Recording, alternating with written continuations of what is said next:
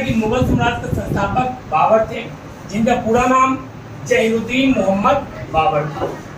इनके पिता उमर शेख मिर्जा जो कि तैमूर वंश से थे, और माता कुतलुग निगार खानम जो चंगेज खान का वंशज था। लेकिन बाबर अपने पिता के वंशज तैमूर वंश को आगे लेकर के चला, जिसने करीब 1398 में दिल्ली में शासन किया था। तैमूर वंश और दिल्ली में आ गए थे।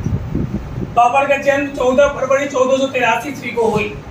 अपने बचपन की उम्र में 12 वर्ष की उम्र में ही बाबर के पिताजी चल बसे, उनकी मृत्यु हो गई। उसके बाद बाबर फरगना की गद्दी का शासक बन गया, लेकिन फरगना पर मंगोल ने आक्रमण कर दिया, जिसके कारण बाबर को वहां छोड़ना पड़ा। फिर बहुत सारे प्रयास किए, युद्ध लड़ी, हार भी मिली, असफलता भी हुई।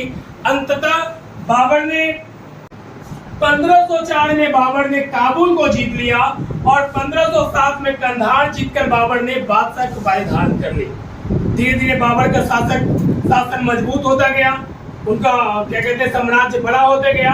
फिर बाबर को भारत आने का निमंत्रण मिल गया 1526 में, जो कि दौलत खान लोधी और राणा सांगा ने दिया। बाबर भारत आया, और जिसने बाबर को निमंत्रण दिया था उसी के खिलाफ पहला युद्ध लड़ दिया।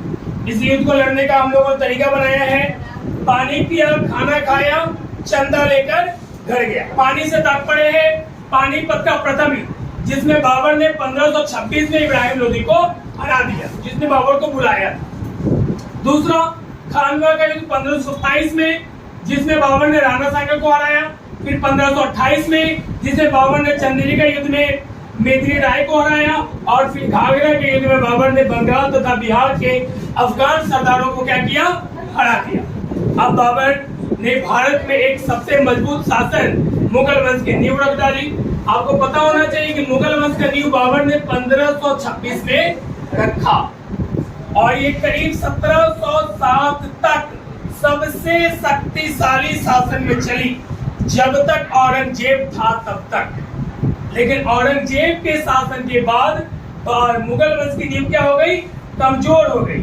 उसका जो धीरे धीरे कमजोर होती गई, अंततः खींचते खींचते वो चली 1857 तक, और बहादुर शाह जफर अंतिम मुगल शासक हुए, जिनके बाद ये क्या हो गया, समाप्त हो गया। अपनी वीडियो की जानकारी के लिए आप मुझे सब्सक्राइब करें, फॉलो करें, और मेरी वीडियो को शेयर करते रहें। धन्यवाद।